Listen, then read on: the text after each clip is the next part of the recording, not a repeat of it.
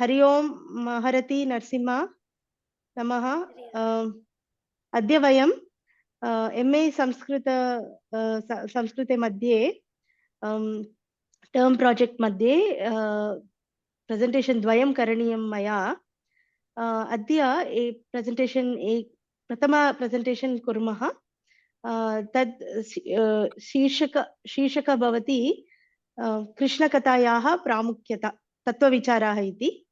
कृष्णकथा श्रवणेन किं प्रयोजनं, किमर्थं श्रवणं करणीयम् इत्यादि विषयान् वयं शृण्मः अद्य। मम नाम प्रणति वेंकटयोगी। प्रस्तोमि। मम नाम नरसिंहकृष्णः। बहु सन्तोषः, मम पुत्रौ। आदौ मङ्गलाचरणं कुर्मः। भवन्तौ तूष्णीमेव तिष्ठतु, अहमेव करोमि, नो चेत् बहु कोलाहलं भवति। म्यूट् करोति वा भवान् सर्वं? भवन्तौ ॐ अज्ञानतिमिरन्धस्य ज्ञानाञ्जनाशलाकया चक्षुरुन्मिलितं येन तस्मै श्रीगुरवे नमः। श्रीचैतन्यमनोभीष्टं स्थापितं येन भूतले स्वयं रूपकदामह्यं ददाति स्वपदान्तिकं। हे कृष्ण करुणा सिन्धो दीनबन्धो जगत्पते गोपेश गोपिका कान्ता राधा कान्ता नमोऽस्तुते। तप्तकाञ्चन गौरङ्गी राधे वृन्दावनेश्वरी वृषभानुसुते देवी प्रणमामि हरिप्रिये। वाञ्छाकल्पतरुभ्यश्च कृपा सिन्धुभ्येव च पतितानां पावनेभ्यो वैष्णवेभ्यो नमो नमः। जय श्री कृष्ण चैतन्य प्रभु नित्यानंद श्री अद्वैत गदाधर शिवासादि गौर भक्तवृंद। हरे कृष्ण कृष्ण कृष्ण हरे हरे, हरे राम राम राम हरे हरे। ग्रंथराज श्रीमद् भागवतम की जय। आरंभं कुर्मः इदानीम्। अग्रे भवति आदौ वयं अस्माकं परम्परा का इति किञ्चित् वक्ष्यामः। किमपि विषये चर्चनं भवति चेत् तत्र परम्परा का इति ज्ञातव्यम्। नो चेत् कथञ्चित् कोऽपि किमपि वक्तुं शक्यते खलु। परम्परया ज्ञानं भवति चेत् तत् बहु शुद्धं भवति। तत्र वयं ध्यानं दातुं शक्नुमः तस्मिन्।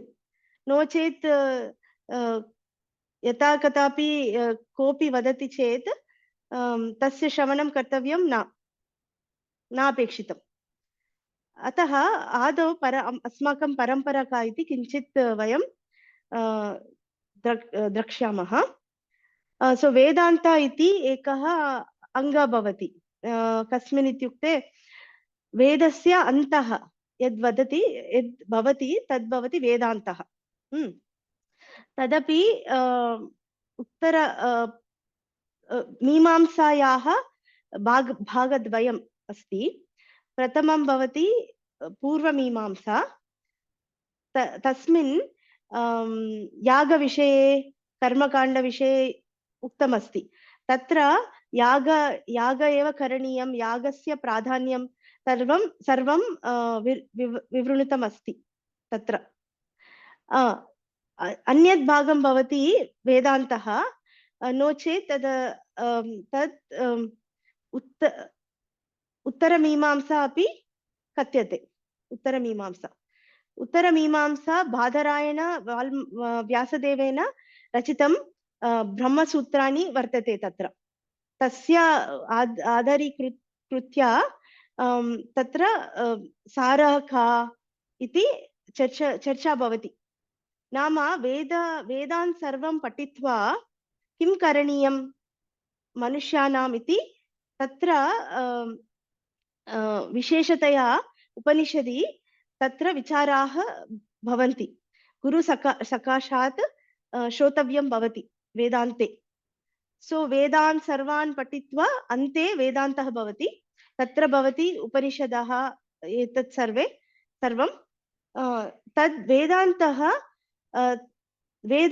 वेदान्तं ज्ञातुं बहवः दर्शनानि सन्ति अद्वैतदर्शनं द्वैतदर्शनं विशिष्ट अद्वैतदर्शनम् अचिन्त्य भेदाभेदतत्त्व गौड्यदर्शन एतत् सर्वे बहवः दर्शनानि सन्ति तदा प्रत्येकस्मिन् दर्शने जीवः कः ईश्वरः कः प्रपञ्चः कः अस्माकं सम्बन्धः कः एतत् सर्वं विवृणोति दर्शने प्रत्येकस्मिन् दर्शने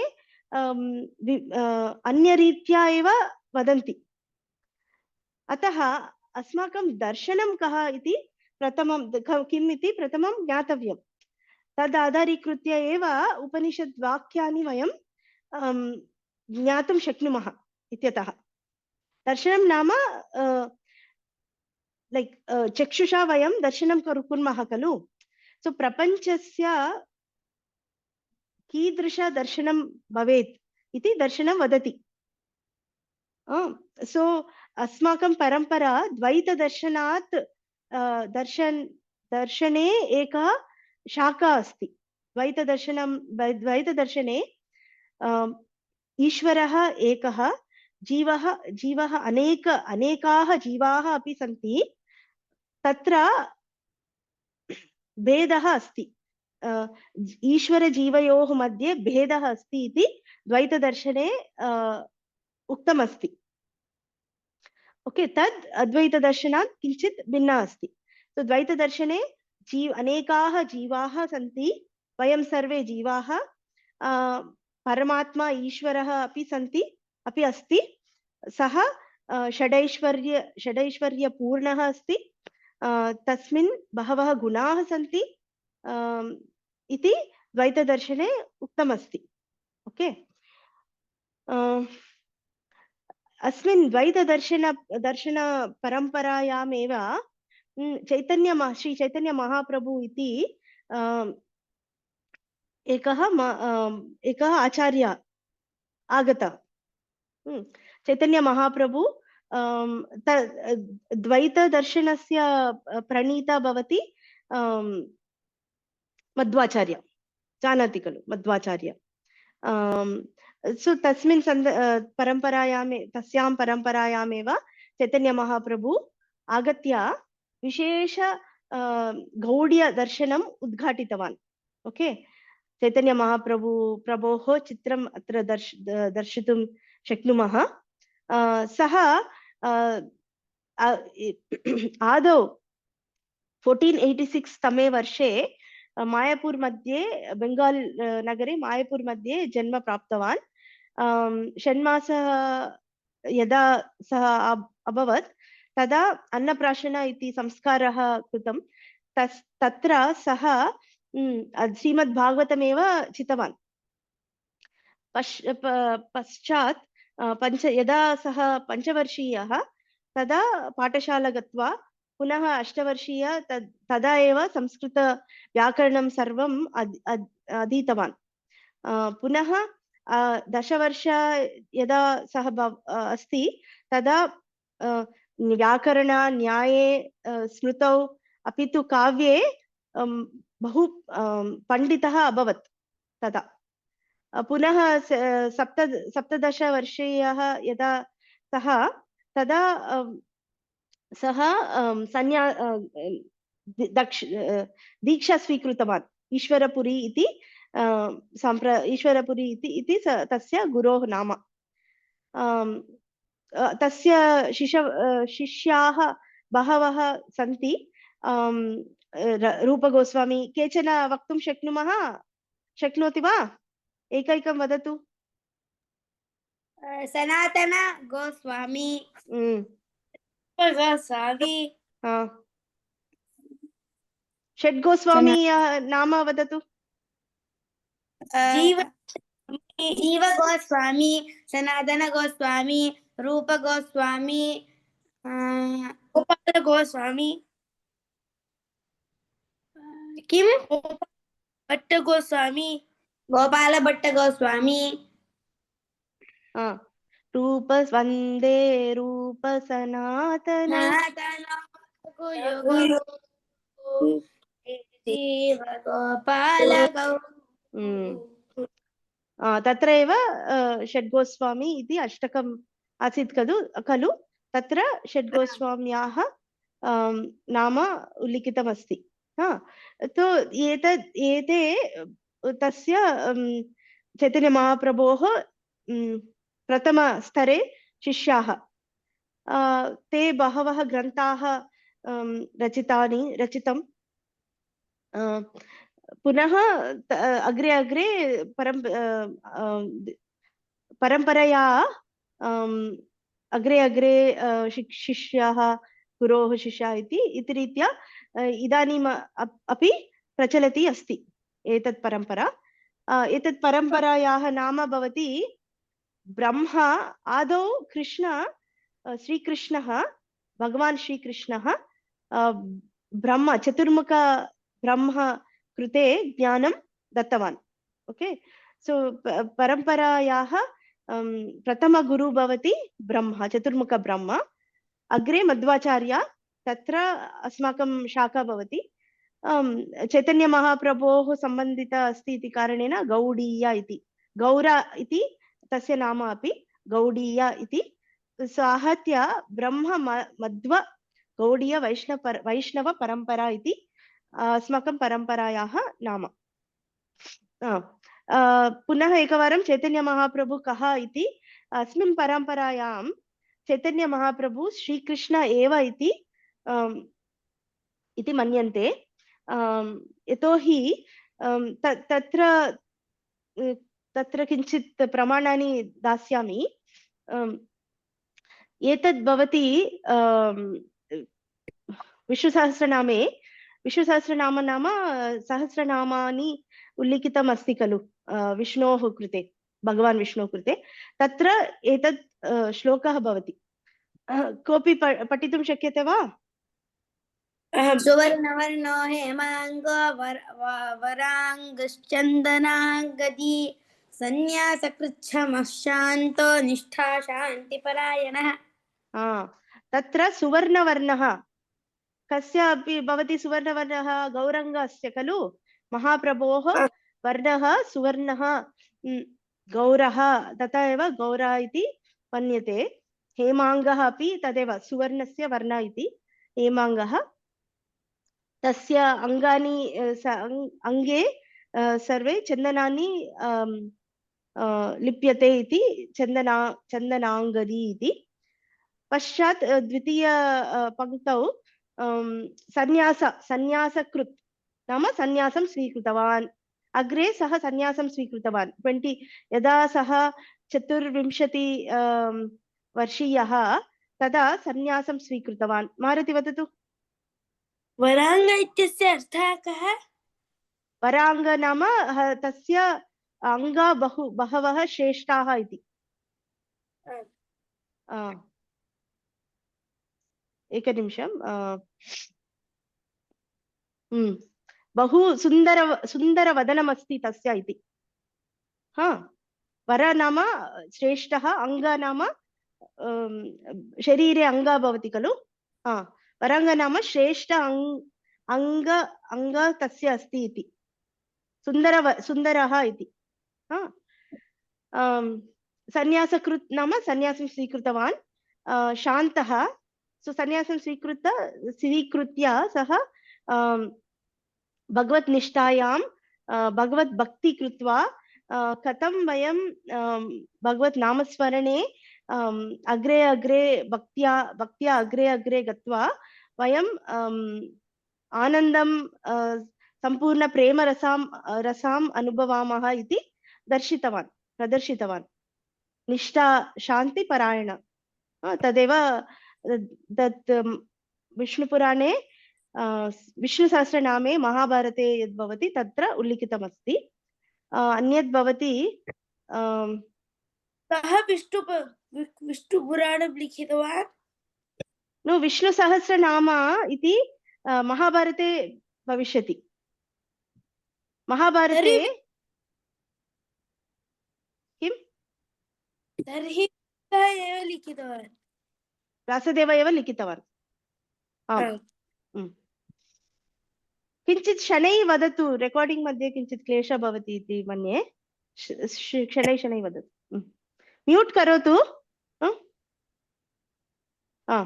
अग्रे सः चैतन्य महाप्रभु अस्मिन् युगं कलियुगम् इति कथ्यते खलु। अस्मिन् युगे प्रत्येके युगे एकः धर्मः भवति। तस्मिन् धर्म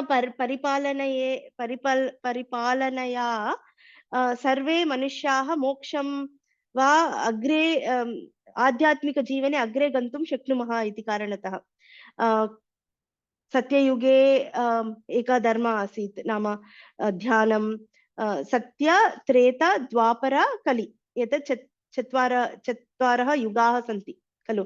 अस्मिन् युगे कलियुगः भवति। तत्र युगधर्म भवति हरिनाम संकीर्तनं। तदेव सः चैतन्य महाप्रभु उद्घाटितवान्। तदेव महाभारते उल्लिखितमस्ति। कृष्ण मारुति भवान् पठति वा?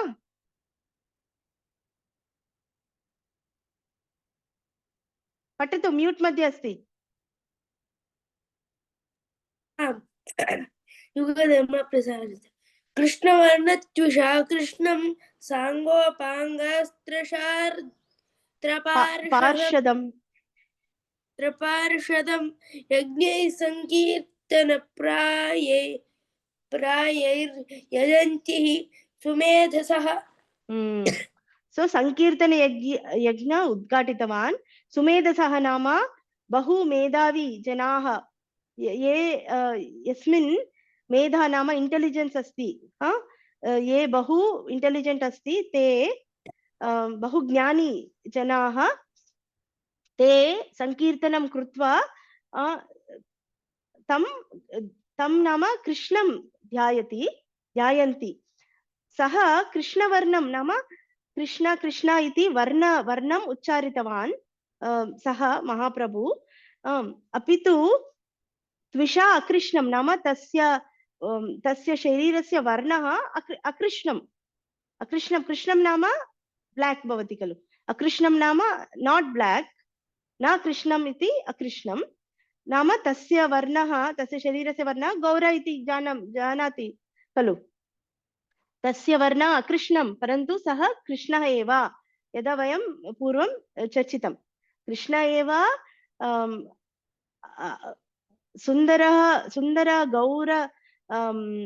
गौर हेमाङ्गस्य वर्णं स्वीकृत्य, हेमस्य वर्णं स्वीकृत्य आगतः। किं कृतम्? आगत्य कृष्णवर्णम् उच्चारितं, नाम कृष्ण कृष्ण कृष्ण इति उच्चारितं। कृष्णस्य वर्णं नाम, वर्णं नाम लेटर् इति भवति, वर्णं नाम कलर् अपि इति भवति अत्र। तदेव यज्ञैः, तदेव संकीर्तन यज्ञ इति अपि कथ्यन्ते। अग्रे गच्छामः।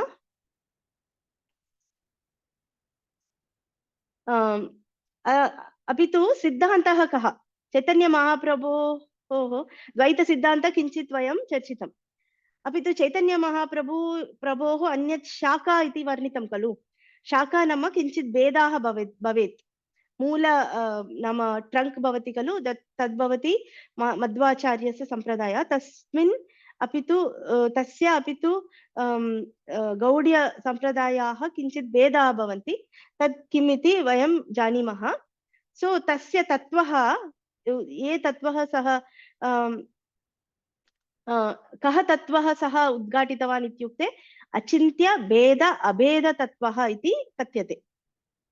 तस्मिन् किञ्चित् वयं जानीमः।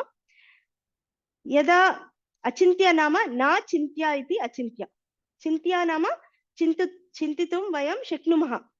नाम अद्य दिनं किम् इति वयं चिन्तितुं शक्नुमः। अद्य अस्माकं गृहस्य परिमाणं किम् इति चिन्तितुं शक्नुमः। किञ्चित् वयं चिन्तितुं शक्नुमः, परन्तु समुद्रे केचन सारी कानि कियता जलमस्ति इति कियती जलमस्ति इति कियत् जलमस्ति इति वयं चिन्तितुं शक्नुमः वा? आकाशे आकाशे कानि नक्षत्राणि भवन्ति इति चिन्तितुं शक्नुमः वा? कियन्ति? अतः केचन अंशाः वयं चिन्तितुं न शक्नुमः, तेषाम् अचिन्त्य इति कथ्यन्ते. सो भगवतः अचिन्त्य स्वरूपः अस्ति, अचिन्त्य गुणगणाः सन्ति तस्य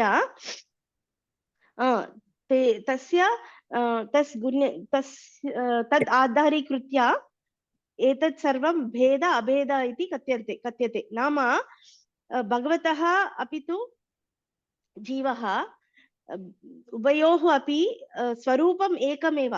स्वरूपं भवति सत् चित् आनन्दः. भगवान् अपि सत् अस्ति, नाम तस्य नाशः नास्ति. चित् नाम सम्पूर्ण ज्ञानवान् अस्ति. आनन्दः नाम सम्पूर्ण आनन्द स्वरूपः अस्ति. जीवः अस्माकं सर्वे अपि आत्मा अस्ति खलु, शरीरे अन्तर्भवति आत्मा, तदपि सत् चित् आनन्दः अस्ति. परन्तु तस्य अभेदः अस्ति अत्र. नाम भगवतः अपि तु जीवस्य अभेदः अस्ति एकं रीत्या. नाम एवं रीत्या उभयोः अपि सच्चिदानन्दः इति. परन्तु परमात्मा सः बृहदात्मा, नाम तस्य शक्तिः अनन्तमस्ति, परन्तु जीवः लघुजीवः अस्ति. सः मायायाः जीवः मायायाः नियन्त्रणे आगन्तुं शक्नोति, परन्तु माया एव तस्य सेवा करोति, भगवतः सेवा करोति.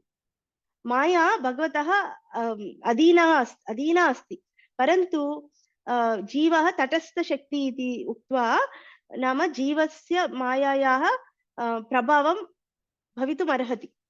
तत्र भेदः अस्ति. किं तटस्थशक्तिः? तटस्थ नाम तटे स्थित्वा. अत्र एकत्र अन्तरङ्गशक्ति भवति, नाम योगमाया, अन्यत्र भवति बहिरङ्गशक्ति, नाम महामाया. सो जीवः मध्ये तिष्ठति. कदाचित् सः अन्तरङ्गशक्त्या भगवतः भक्ति करोति, कदाचित् सः मायाशक्त्या भोगान् प्रपञ्चान् अनुभवान् आनन्दं एन्जाय् कर्तुं प्रयत्नं करोति. अर्थो भवत्? अतः तटस्थः इति तटस्थशक्ति इति कथ्यन्ते. ओके, तदेव चिन्त्य भेदभेद. तथा अन्यत् उदाहरणं भवति, यदा वयं जलाशये बहु जलं पश्यामः खलु, परन्तु एक जलकण स्वीकरोतु. एक जलकणः अपि तु सम्पूर्ण जलम् उभयोः अपि किं भवति, केमिकल् एकः एव खलु, H2O एव, H2O एव कथ्यते खलु. नाम एकमेव जलस्य गुणगणाः एकमेव खलु. सम्पूर्ण जलाशयस्य जलम् अपि तु एक जलकणस्य जलम् उभयोः गुणगणाः एकमेव खलु. नाम ट्रान्स्पेरेंट भवति, नाम फैर् भवति चेत् तद् ड्रै भवति. एतत् सर्वं गुणगणाः साम्यमेव खलु. तत्र अभेदः अस्ति. परन्तु कदापि लघु जलकणस्य जलं सम्पूर्ण जलाशयस्य जलं समानं भवति वा? परिमाणं कृते, परिमाणस्य कृते भेदः अस्ति, परन्तु गुणाः कृते भेदः नास्ति. अतः अचिन्त्य भेद अभेद इति कथ्यन्ते. अन्यत् एकम् उदाहरणमपि अस्ति. वयं सुवर्णस्य एकः पर्वतं स्वीकुर्मः. सुवर्णस्य एव फुल् पर्वत एतद् भवति खलु, वाट् इस् दिस् मेरु मेरुपर्वतं ज- भवति जल खलु माता एकनिमिषं नरसिंह सुवर्णस्य पर्वतं भवति परन्तु सुवर्णस्य आभरणानि स्वीकुर्मः एतद् आभरणमपि सुवर्णमेव परन्तु परिमाणे एतद् आभरणं लघु अस्ति परन्तु मेरुपर्वते यत् सुवर्णमस्ति तत् बृहत् अस्ति अतः भेदः अस्ति अभेदः अपि अस्ति जानाति खलु नरसिंह पृच्छतु जलकणः नाम किम् एकबिन्दुः जलबिन्दुः ओके अग्रे सो तत् साधनं किं भवति इत्युक्ते हरिनाम संकीर्तनम् इति वयं पूर्वमेव उक्तं हरिनाम संकीर्तनं नाम बहुभिः मिलित्वा हरेः नाम कीर्तनं करणीयम् इति तदेव हरिनाम संकीर्तनं सम्यक् कीर्तनम् इति संकीर्तनं तद् युगधर्म भवति अग्रे बहवः अंशाः अपि सन्ति तद्वयं चर्चयिष्यामः एतदपि सुन्दरचित्रमस्ति चैतन्य महाप्रभोः सः संकीर्तनं कुर्वन् बहु आनन्दम् अनुभवन् अस्ति इति अग्रे लक्ष्यः जीवस्य लक्ष्यः कः इत्युक्ते सः वदति कृष्णस्य प्रेम प्राप्तिः इति लक्ष्यः मारति युगधर्मः नाम युगे किं क्रियते युगे किं करणेन मोक्षः नाम मोक्षः अथवा अन्तिम फलं लभ्यते मनुष्याणां कृते इति अस्माकं तु मोक्षः लक्ष्यः न तदेव कृष्णप्रेम एव लक्ष्यः मोक्षः नाम साधारणतया जन्म कर्म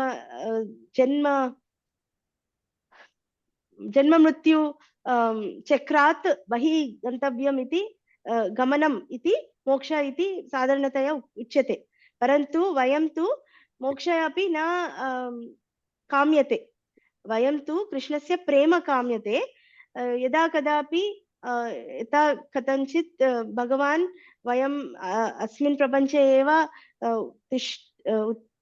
स्थित्वा अग्रे किमपि करणीयं तस्य सेवा इति सः निश्चितवान् चेत् वयम् अत्र अपि भवितुं न अस्माकं कोऽपि समस्या नास्ति यतोपि वयं केवलं भगवतः निश्चल सेवा एव कर्तुम् उद्युक्तः इति अग्रे सिद्धान्त अग्रे एतद् श्लोकः भवति शार्दूल विक्रीडितम् इति तत्र मीटर् भवति तत्र तस्मिन् एतद् रचितं चैतन्य मत मंजूषा इति तत्र भवति सः कः रचितवान् इत्युक्ते श्रीनाथ चक्रवर्ती इति कविकर्णपुर इति अस्माकम् आचार्य अस्ति तस्य गुरु सः श्रीनाथ चक्रवर्ती एतस्मिन् श्लोके सिद्धान्तः चैतन्य महाप्रभोः सिद्धान्तः सिद्धान्तस्य सारः अपि उल्लिखितमस्ति बहु सुन्दरः श्लोकः अस्ति कोऽपि पठितुं गायितुं शक्नोति वा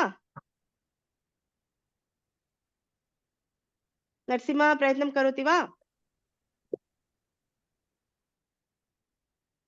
मारुति प्रयत्नं करोतु आराध्यो भगवान् शेषत मया तद्धाम वृन्दावनम् रम्या काचिदुपासना व्रजवधू वर्गेण या कल्पिता श्रीमद् भागवतं प्रमाणममलम् प्रेमा पुमर्थो महान् श्रीचैतन्य महाप्रभोर्मतमिदं तत्रादर नः परा बहु सम्यक्तया गीतवान् अद्य अत्र बहवः अंशाः सन्ति अहं पृच्छामि भवान् वदतु अस्मिन् चैतन्य महाप्रभु प्रभोः सिद्धान्ते एकनिमिषं महाप्रभोः मते रैट् किं किं भवति इति अत्र उक्तमस्ति श्री चैतन्य महाप्रभोः मते मतमिदम् इति उक्तं खलु मते किं भवति इति उक्तं प्रथमं भवति कः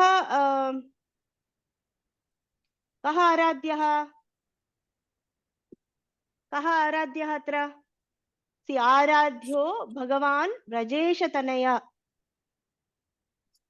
श्री नंद महाराजस्य तनयः श्रीकृष्ण आराधः नंद आराध्यः अस्माकम् आराध्यः कः नन्दसुतः भगवान् श्रीकृष्णः तस्य धाम वृन्दावनम् अग्रे का उपासना अत्यधिका रम्या भवति द्वितीय पंक्तौ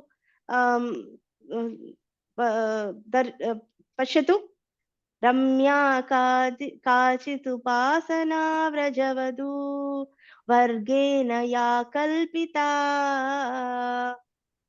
नरसिंह वदतु का उपासना अत्यंता रम्या नाम बहु सुंदरा अस्ति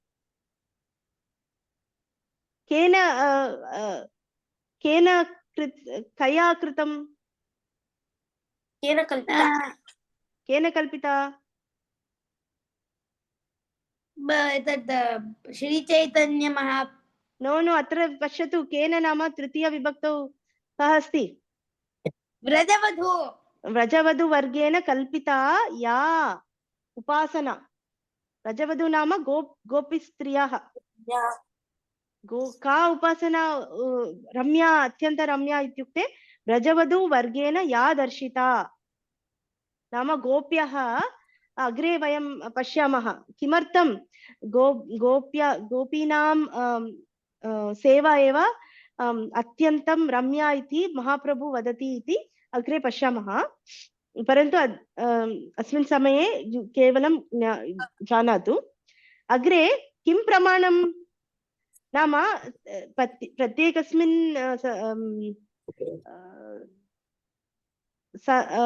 सिद्धान्ते प्रमाणं भवेत् खलु नाम कथञ्चित् न वक्तुं शक्नुमः प्रमाणं नाम प्रत्यक्षम् अनुमानम् उपमानम् एतत् सर्वे भवन्ति सो अतः अत्र प्रमाणं किम् अत्युत्तम अमलं प्रमाणं किम् अस्मिन् सम्प्रदाये वदतु मारति तृतीय पंक्तौ अस्ति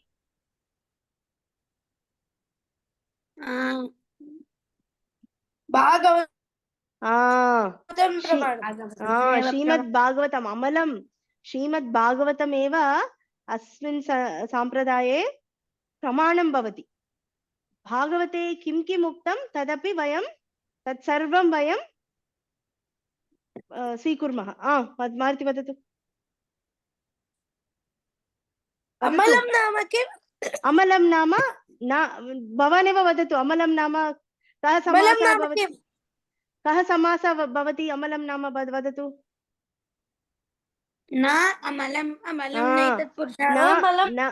न अमलं अमलं मलं नाम किम् मलं नाम किम् मलं नाम मलरहितः मलरहित मल नाम यत् वयं न इच्छामः डर्ट् इति कथ्यन्ते खलु नाम यद् शुद्धं न तद् मलं भवति अमलं नाम सम्पूर्णं शुद्धं तत्र कोऽपि एक डाट् अपि किमपि अन्यत् नास्ति इति सम्पूर्ण शुद्धम् इति ओके लक्ष्य कः तद् हाइलाइट कृतमस्ति सो पुंसां महान् अर्थः भवति प्रेम अन्यत् चत्वारः अर्थाः भवन्ति खलु धर्म अर्थ काम मोक्षः परन्तु एतत् पञ्चमः अर्थः भवति कुमार्तो तदेव चैतन्य महाप्रभो एव उद्घाटितवान् प्रेम एव अस्माकं पुंसां महान् अर्थः भवति नाम प्रेम प्राप्यते चेत् महान् सन्तोषः भवति इति। एतत् सर्वम् अग्रे वयं कुर्मः। तदेव एतत् स्मरतु किञ्चित्, अग्रे अभ्यासमध्ये आगच्छति। कः आराध्यः, का उपासना, किं प्रमाणं, कः लक्ष्यः। अतः एतत् श्रीचैतन्य महाप्रभोः मतम् अस्माकं तस्मिन् अस्माकं परः आदरः, नाम अपरम् आदरम् अस्ति, अस्माकम् आदरम् अस्ति इति। ओके, अग्रे भवति सिद्धान्तः। किमर्थम् एकैकम् इति वयं इदानीं चर्चयिष्यामः।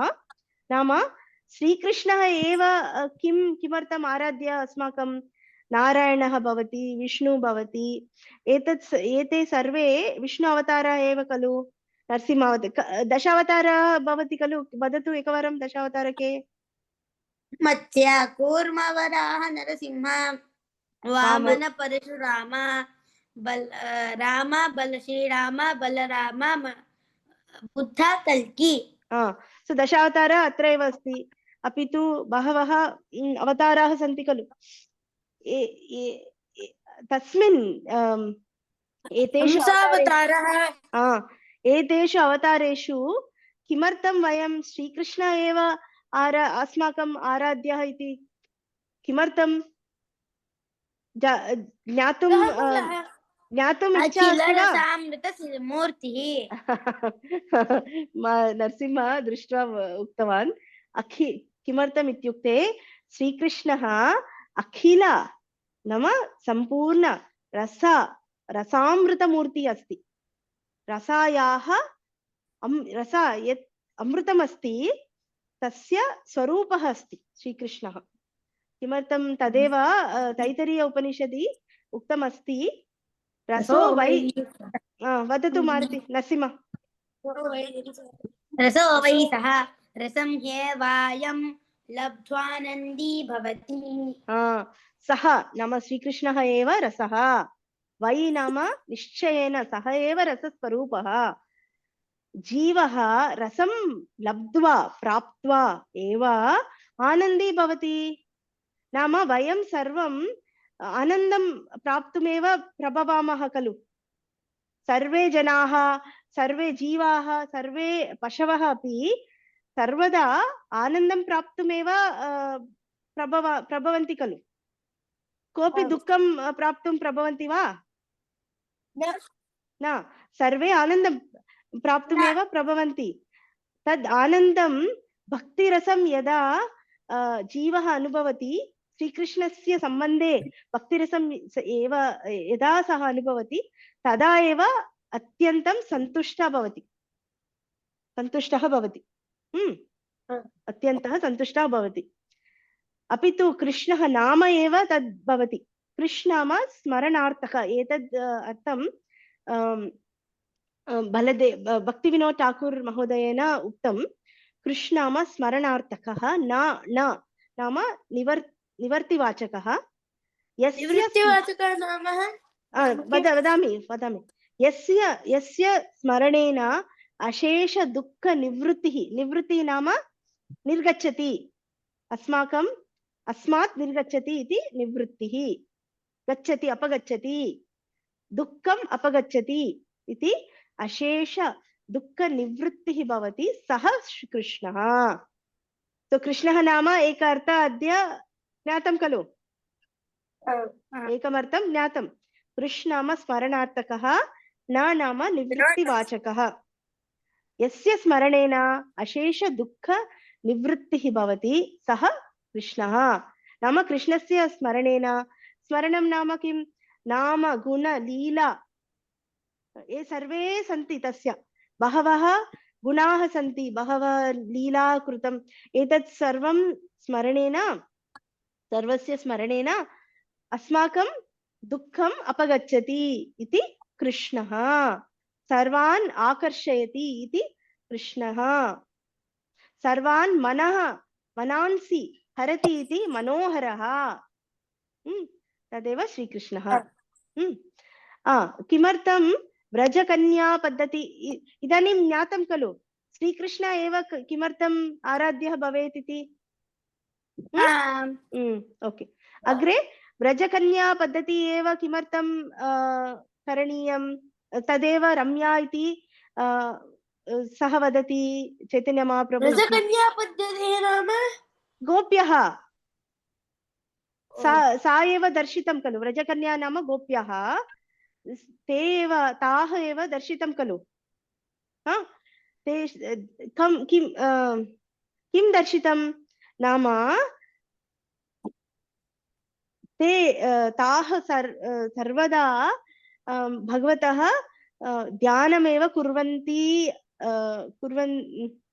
कुर्वन्ति स्तः सन्ति सर्वदा बहु किं भवति बहु प्रेमया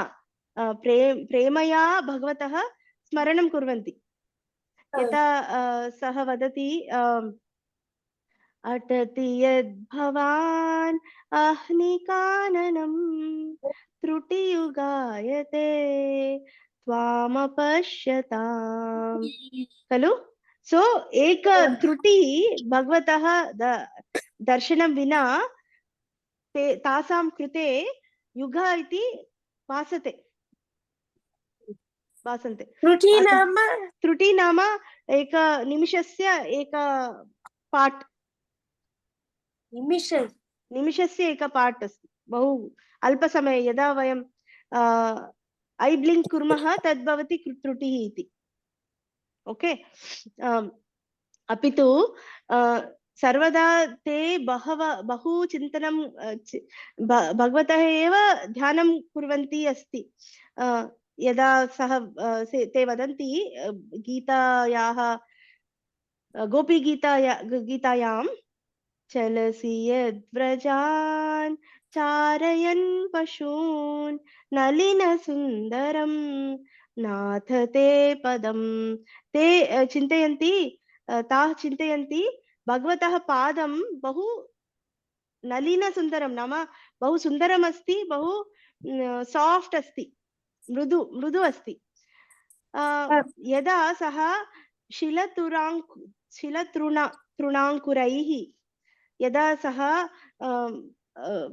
अरण्ये गच्छति वृन्दारण्ये गच्छति तदा सः पादरक्षकान् न धरति खलु सो तदा तस्य मृदु पादौ यदा अंकुरैः शिलाः तस्य उपरि स्थापयति चेत् तत् मृदु पादौ बहु पीडा भवति वा इति ते चिन्तयन्ति तत् चिन्तयित्वा बहु क्लेशाम् अनुभवन्ति ते तावता भगवती तासां प्रेम अस्ति इति विचिन्त्य तथा एव चैतन्य महाप्रभु वदति नाहं विप्र न ब्राह्मण सः वदति अहं विप्र न अहं ब्राह्मण न अहं क्षत्रिय न परन्तु अहं गोपी भर्तुर्पाद कमलयोः दासानुदासः सः चैतन्य महाप्रभु सन्यासी अस्ति परन्तु सः चिन्तयति अहं श्रीकृष्णस्य पादयोः दासः अस्ति स श्रीकृष्णः गोप्याः गोपी भर्तुः अस्ति भर्तुः नाम हस्बेंड गोप्याः तस्य पत्न्याः वत् सो सः सन्यासी भूत्वा सन्यासी नाम महिलाः तस्मिन् तस्य निकटे न आगन्तुं शक्नोति खलु तथापि सः गोपीन् आराधयति गोप्यः आराधयति अतः ते तासां पद्धति एव बहु उत्तमा इति वयं जानीमः अपि तु श्रीकृष्णः एव वदति भागवते कोऽपि गायति वा पठति वा एतत् श्लोकम् नरसिंह नरसिंहा मारुति पठतु। न पारयेऽहं निरवध्य संयुजां स्वधा स्वसाधु कृत्यं विबुधायुषापि वः यमा भजन् दुर्जरगेह शुङ्कलाः शृङ्खलाः संवृष्ट्य तद्वः प्रतियाति साधुना। सः कृष्ण एव वदति, अहं प्रतिक्रिया किमपि अर्पितुं न शक्नोमि, तथा तावता मयि प्रेम अस्ति भवताम्, अतः भवत्याः कृत्यानेव स्वीकृत्य, साधु इति स्वीकृत्य गच्छतु। मां दुर्जर नाम बहु दुष्करः, गृहशङ्कला नाम पति पुत्रौ अन्ये जनाः सन्ति खलु गृहे, तेषां सर्वं परित्यक्त्वा ते भगवतः समीपे आगच्छन्ति। अतः कृष्ण एव वदति, अहं किमपि प्रतिदातुं न शक्नोमि, भवत्याः भक्ति एव तस्य भवत्याः पारितोषकम् इति विचिन्त्य सन्तोषयतु इति वदति। नाम श्रीकृष्णस्य बहु कृतज्ञता अस्ति तेषाम् प्रेम कृते, तासाम् अमलप्रेम कृते। अवगम्यते? अग्रे किमर्थं श्रीमद्भागवतम् इति वयं चिन्तयामः। श्रीमद्भागवत गरुडपुराणे उक्तम् अस्ति, अर्थोऽयं ब्रह्मसूत्राणां भारतार्थविनिर्णयः गायत्री भाष्य रूपोऽसौ वेदार्थ परिभ्रमितः पुराणानां सामरूपः साक्षात् भगवतोदितः। नाम ब्रह्मसूत्र, अहं पूर्वमेव उक्तं खलु मया, वेदान्तः नाम ब्रह्मसूत्राणि, यत् व्यासदेवेन रचितं। तो ब्रह्मसूत्राणाम् अर्थः भागवतमेव, सम्पूर्ण अर्थः भागवतमेव। अर्थोऽयं ब्रह्मसूत्राणां भारतार्थनिर्णयः, विनिर्णय नाम भारत नाम महाभारतस्य अर्थनिर्णयः भागवते अस्ति।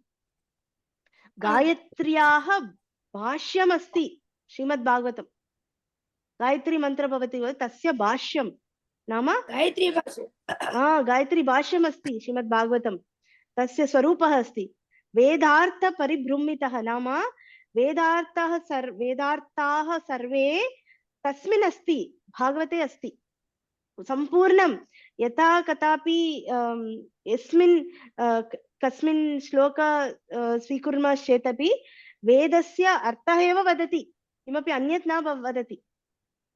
पुराणानां 18 पुराणाः सन्ति खलु, पुराणानां सामरूपः अस्ति। सामवेदः, साम नाम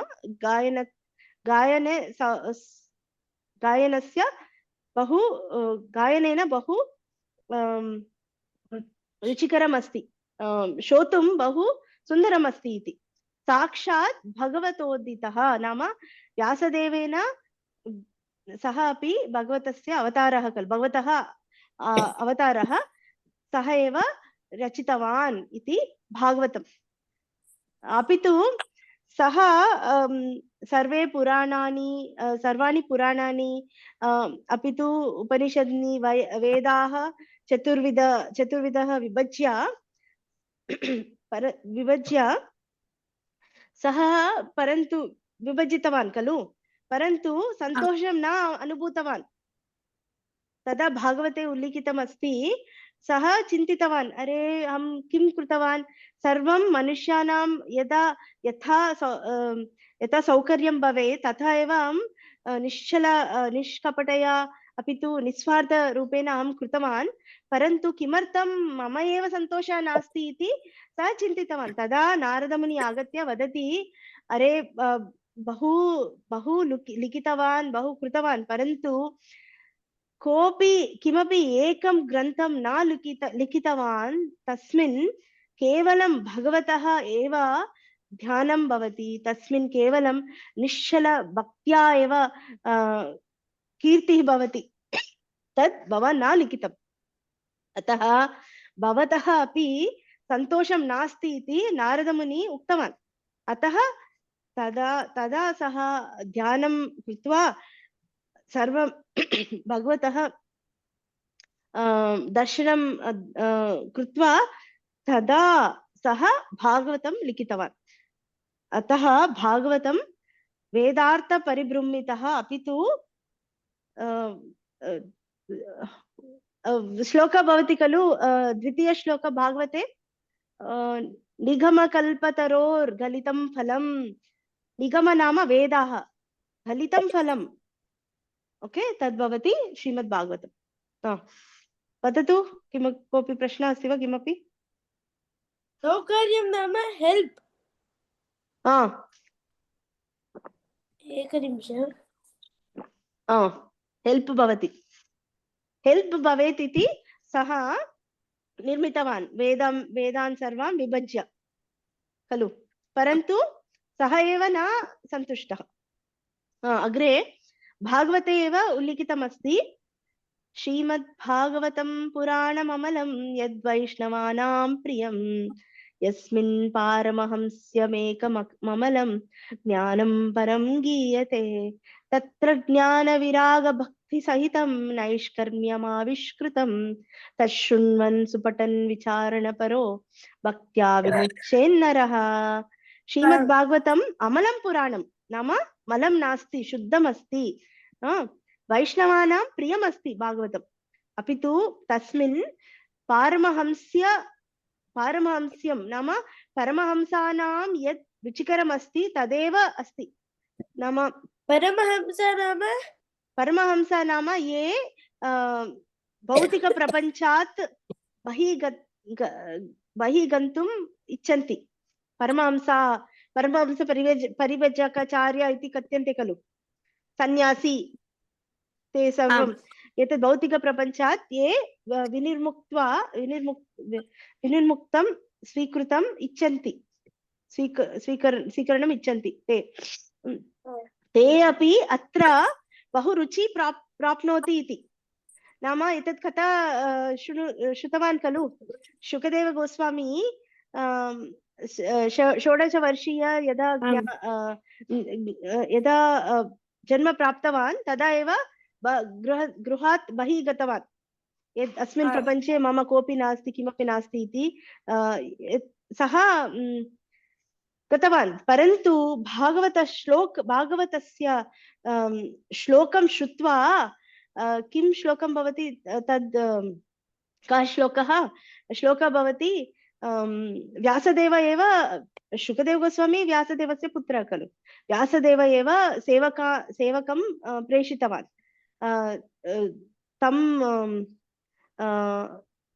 तम् उपसर्प्य एकं श्लोकं वदतु, भागवतः श्लोकं वदतु इति, भागवतस्य श्लोकं वदतु इति सः वदति। तदा सेवकः भागवते यदुक्तमस्ति, भगवान् श्रीकृष्णः पूतनायाः कृते कथं मुक्तिं ददाति, पूतना आगच्छति भगवतस्य मरणं कर्तुं, नाम हतं कर्तुं खलु, परन्तु सः मातृस्वभावेन आगच्छति दुग्धं दातुं, तदेव स्वीकृत्य भगवान् तस्याः दातृरूपेण संस्थापितवान् गोलोके। तत् श्रुत्वा तत् श्लोकः वर्णयति, तत् श्रुत्वा शुकदेव गोस्वामी चिन्तयति, ओ ये बहु एतत् रुचिकरं बहु आनन्ददायकं श्लोकं कुत्र प्राप्यते? अहम् इतोपि शृणोमि इति गृहम् आगत्य पितुः सकाशात् सम्पूर्णं भागवतं श्रुतम्। अतः परमहंस शुकदेव गोस्वामी अपि तु नारदमुनि अपि तु आचार्याः सर्वे अपि तु कुमाराः सन् एते सर्वे श्री चैतन्य भागवत महाप्रभु परमहंस परमहंस अस्ति सर्वे भागवते बहु आनन्दं प्राप्नोति भागवतात्। अतः अपि तु तत् शुद्धं ज्ञानं ददाति। ज्ञान विराग भक्ति सहितं किं ददति श्रीमद्भागवतं? ज्ञानं कथं करणीयं,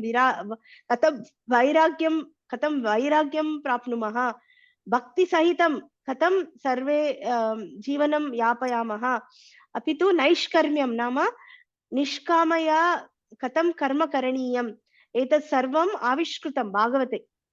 एंड भागवतं भक्त्या यः शृणोति पठति एंड विचारयति तस्मिन् तस्य संबंधी विचारणं करोति, सः नरः विमुच्येत् नाम मुक्ति प्राप्नोति। मुक्ति नाम भगवतः प्रेम प्राप्नोति इति एतत् एषः श्लोकः वदति। एतावता वयं श्रीमद्भागवतं किमर्थम् एव स्वीकरणीयम् इति ज्ञातम्। अपि तु अग्रे कथं साधनीयम् इत्युक्ते अग्रे किञ्चिदेव अस्ति, किञ्चित् ध्यानेन शृणोतु। श्री प्रहलाद महाराज वदति सप्तम स्कन्धे भागवते एतत् नवविधा भक्ति इति। पठितुं शक्नोति वा नरसिंह?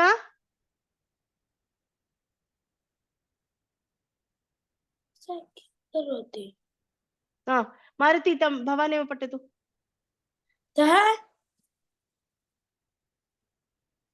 श्री प्रह्लाद उवाच श्रवणं कीर्तनं विष्णोः स्मरणं पादसेवनम् अर्चनं वन्दनं दास्यं सख्यमात्मनिवेदनम् इति पुंसार्पिता विष्णौ भक्तिश्चेन्नवलक्षणा क्रियते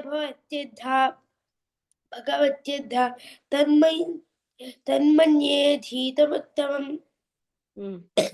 सो अत्र नवविधा भक्ति कथं करणीयम् इति उच्यते। एतत् चित्रमपि तदेव दर्शयति।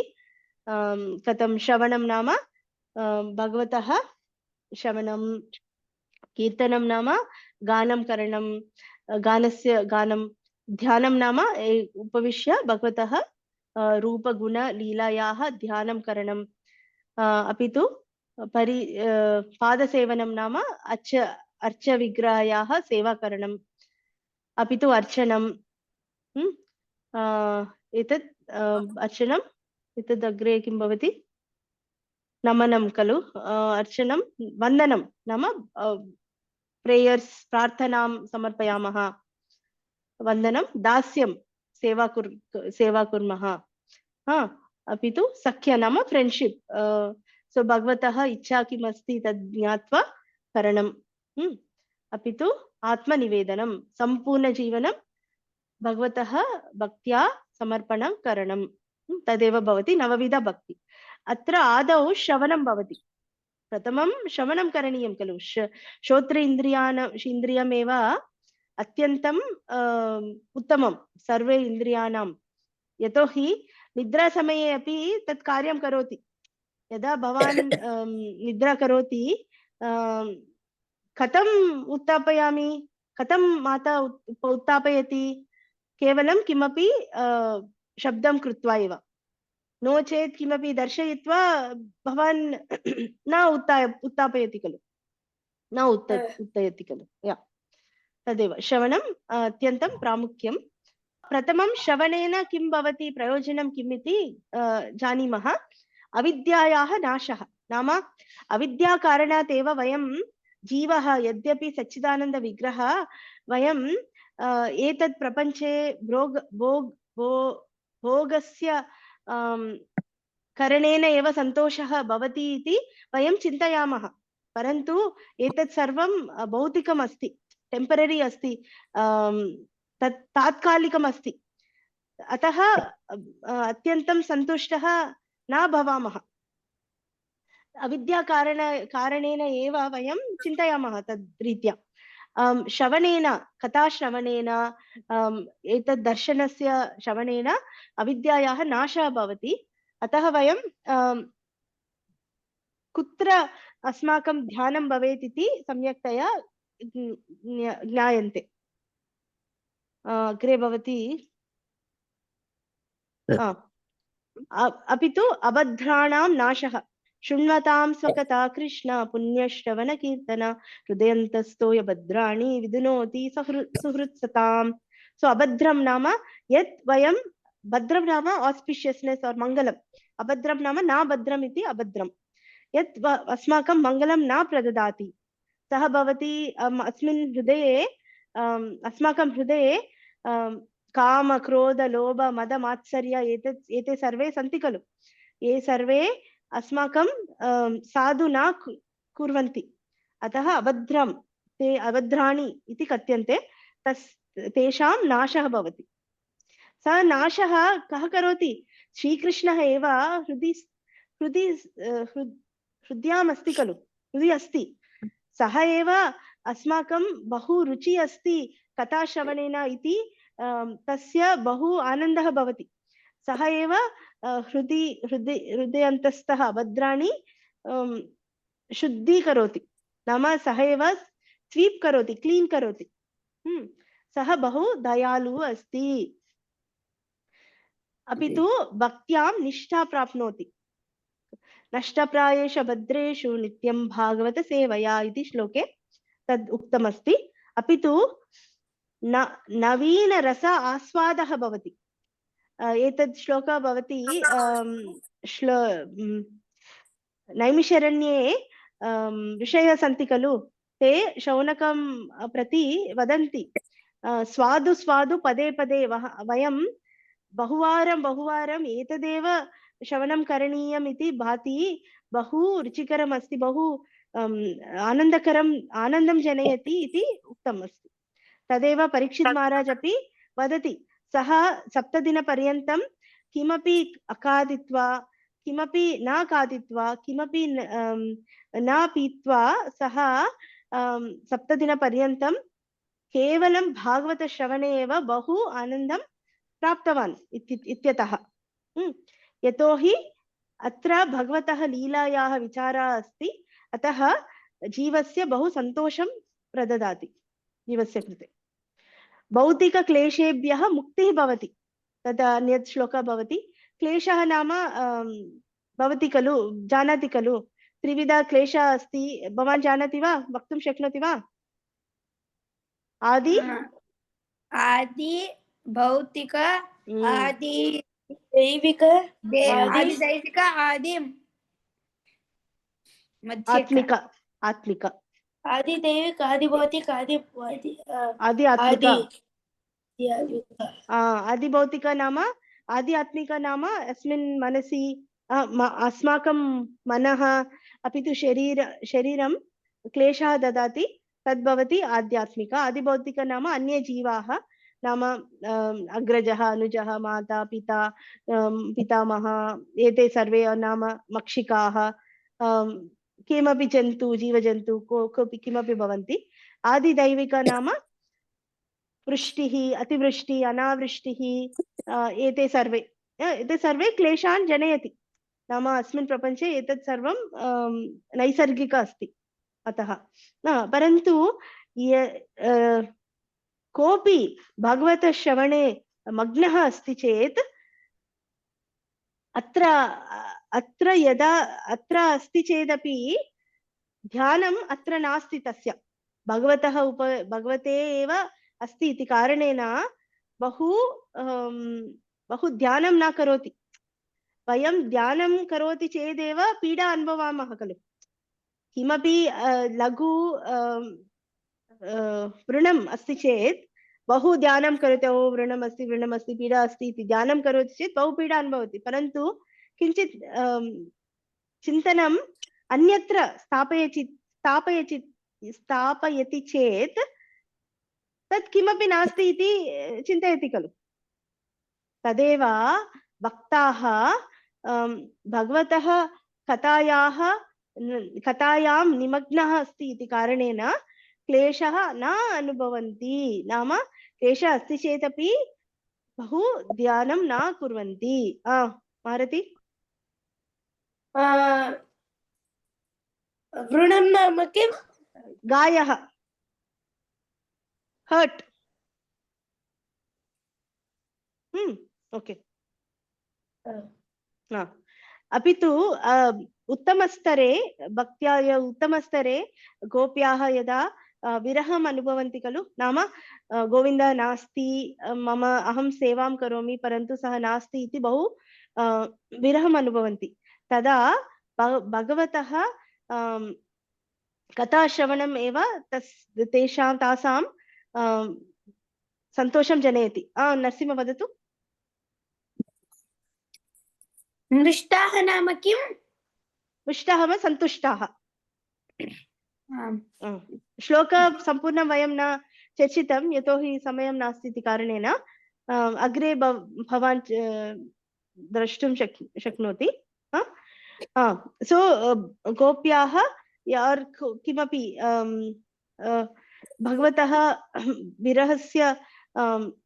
विरहम् अनुभवन्ति चेत् तस्य औषधं भवति कथायाः स्मरणं, कथायाः श्रवणम्, अपि तु भगवतः स्मरणं। तव कथामृतं जानाति वा? एतत् श्लोकं गायति वा? तव कथामृतं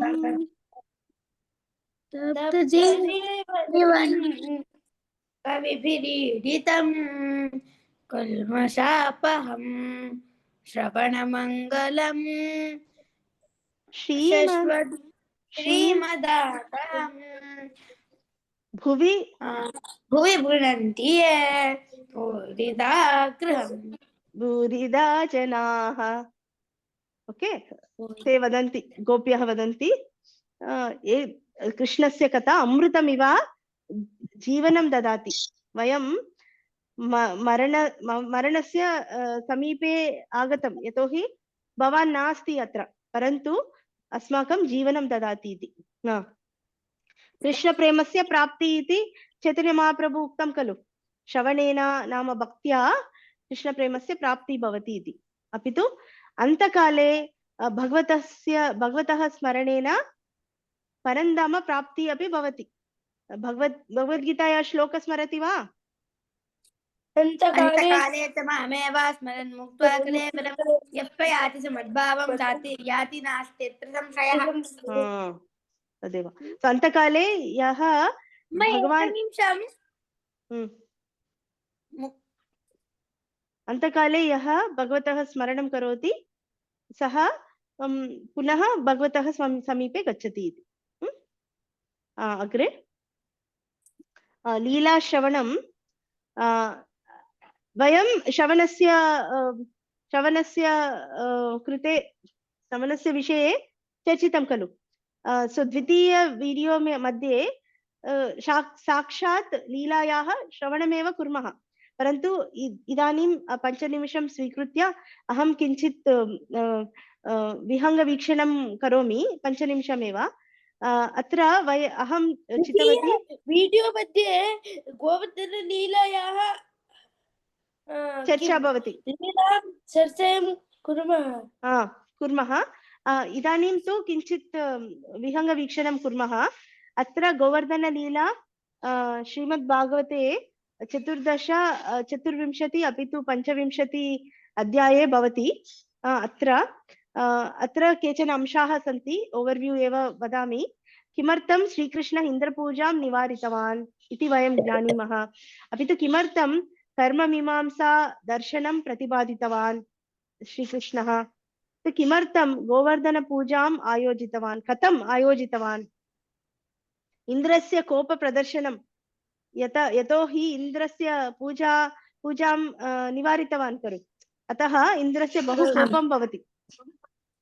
तस्य कोपप्रदर्शनम्, अपि तु कृष्णस्य महिमायाः अज्ञानता। ओके, एतत् सर्वं वयं जानीमः सो इन्द्रस्य कृते कृष्णस्य महिमायाः अज्ञानमस्ति अतः कृष्णस्य गोवर्धनगिरिं लीलया धारणं तदपि भवति अध्यायद्वये अपि तु व्रजजनानां रक्षणं यतोहि इन्द्रः बहु वृष्टिः प्रददाति खलु वृष्टिं प्रददाति अपि तु बहु थण्डर्स् भवति संकर्षण इति नो सारी संवर्तक मेघाः भवन्ति तत्सर्वं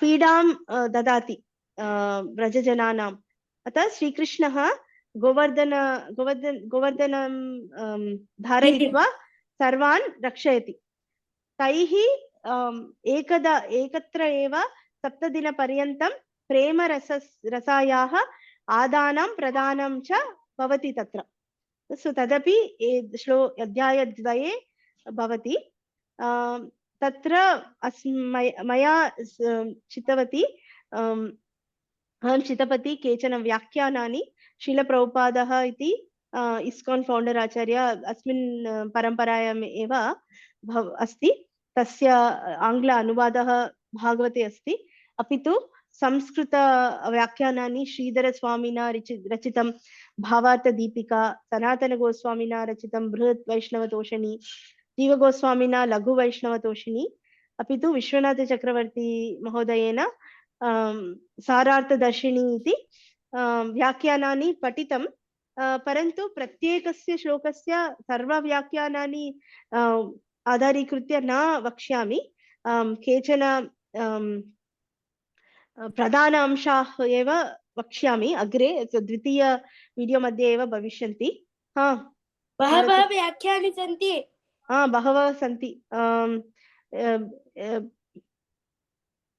प्रत्येकतया दशमस्कन्धस्य बहवः व्याख्यानानि सन्ति यतोहि दशमस्कन्ध श्रीकृष्णस्य लीला खलु बहवः आचार्याः तस्मिन् उद्दिश्य तत्र तेषां मतं तेषां हृदि ये भावाः उद्भवन्ति तत् ते सर्वं उल्लिखितमस्ति अपि तु विहङ्गवीक्षणं भवति 24 अध्यायस्य तत्र प्रथम 11 वर्सेस् प्रथम 11 श्लोकाः श्रीकृष्ण नन्दयोः इन्द्रपूजायाः विषये संवादः भवति अपि तु अग्रिम सेक्शन् मध्ये श्रीकृष्णेन कर्ममीमांसाय प्रतिपादनं वर्तते अपि तु नेक्स्ट सेक्शन् मध्ये गोवर्धनपूजायाः नियोजनम् अन्ते 24तमे अध्याये गोवर्धनस्य पूजा इति एकस्य अध्यायस्य विहङ्गवीक्षणं भवति अभ्यासः कुर्मः इदानीं श्रीचैतन्यमहाप्रभु कः एकपदेन एकवाक्येन वदति वा श्रीकृष्णस्य अवतारः श्रीकृष्ण एव अपि तु तत्त्वः कः नरसिंह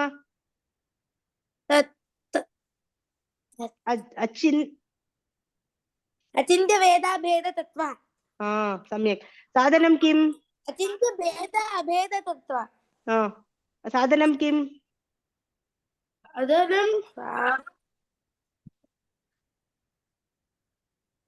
युगधर्म कः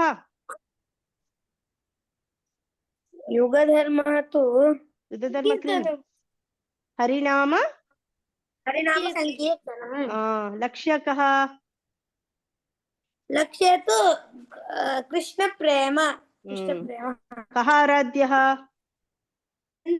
श्रीकृष्णः आराध्यः श्रीकृष्णः आराध्यः का उपासना वधुवर्गेण या कल्पिता उपासना अपि तु का उपासना किं प्रमाणम् अस्माकं प्रमाणं किम्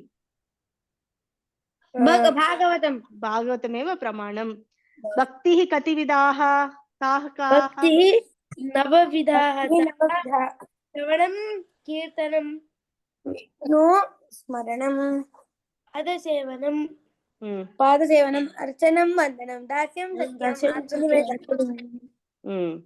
सम्यक् अस्ति कृष्णकथा श्रवणेन प्रयोजनानि कानि एकैकं वदतु एकम् वदतु सम्यक् अस्ति प्रयोजनेन किं भवति प्रेमः आगच्छति प्रेमः अपि तु नरसिंह एकं वदतु अपि तु